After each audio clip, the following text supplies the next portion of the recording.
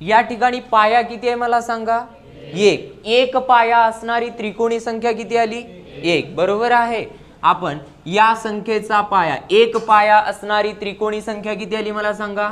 एक. त्याच्यानंतर दोन पाया असणारी त्रिकोणी संख्या, म्हणजे या ठिकाणी पाया किती असेल?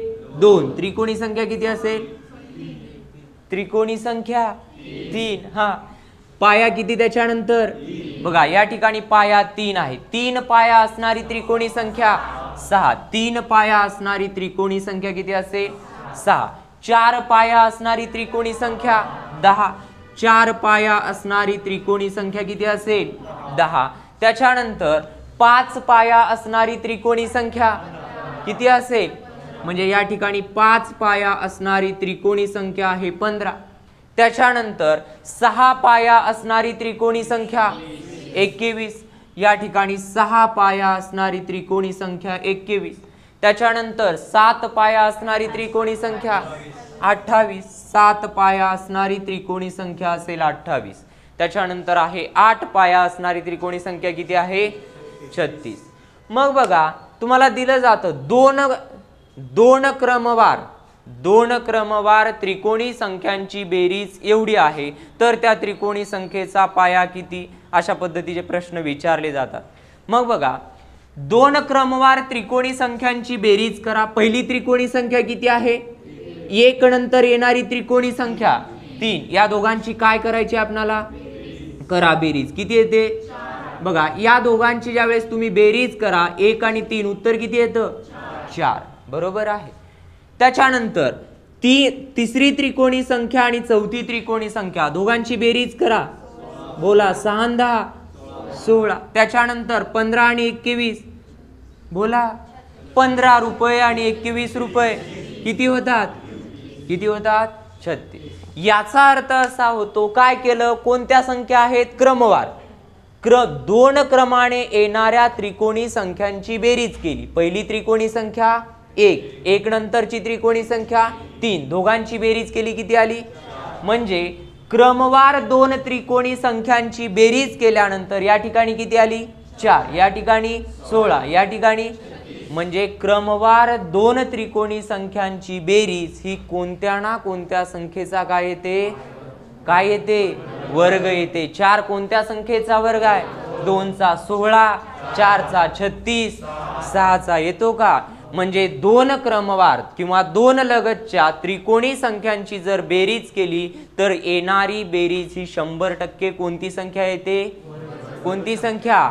वर्ग संख्या. मग बघा विचारलं जातं, असं म्हटलं जातं आता आपणाला, दोन क्रमवार त्रिकोणी संख्यांची बेरीज 4 आहे, तर लहान त्रिकोणी संख्येचा पाया किती किंवा मोठ्या त्रिकोणी संख्येचा पाया किती विचारलं जातं.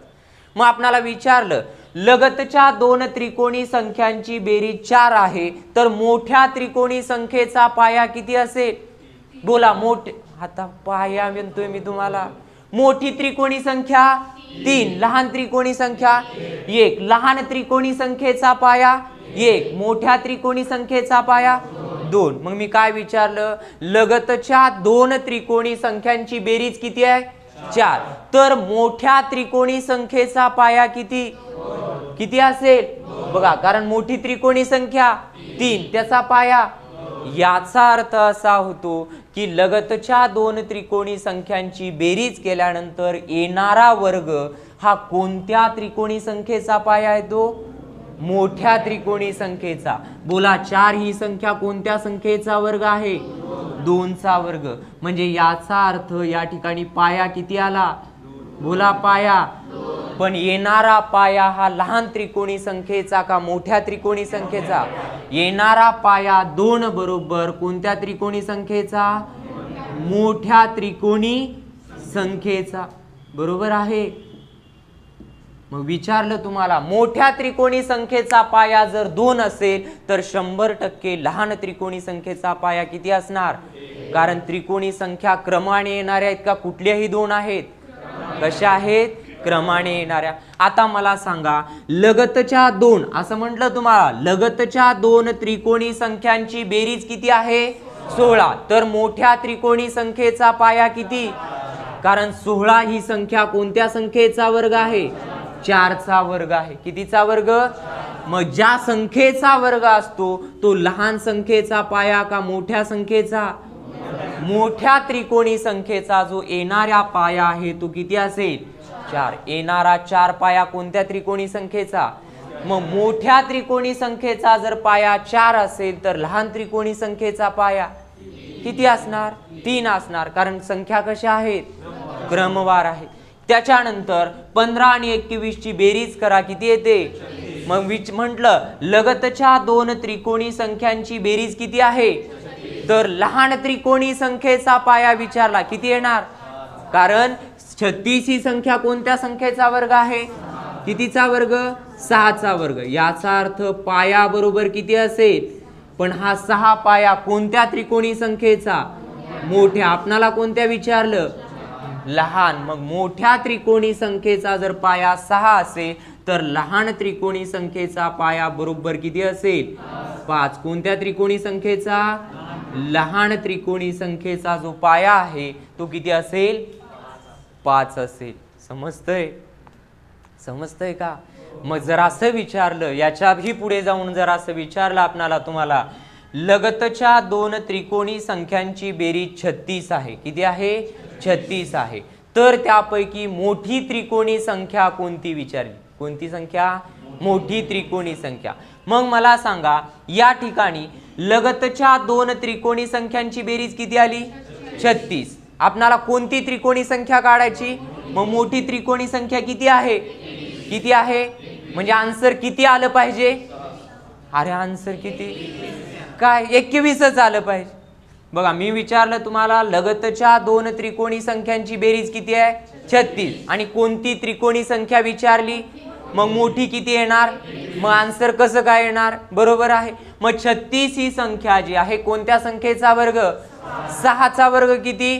36. मग 6 पाया कोणत्या त्रिकोणी संख्येचा? मोठ्या त्रिकोणी संख्येचा पाया किती?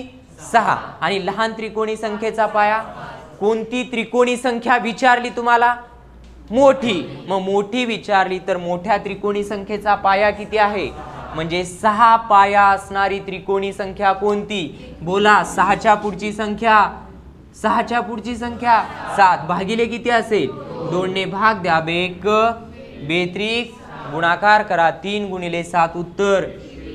आन्सर किती येतं?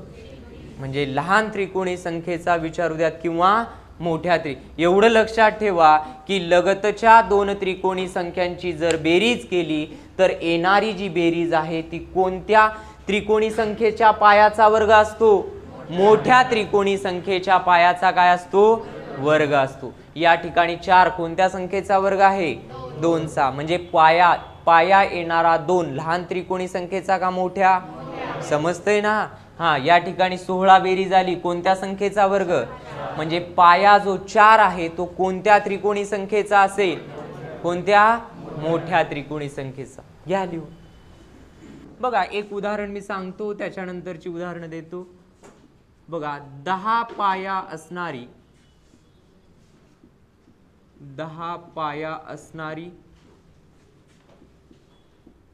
त्रिकोणी संख्या कोणती?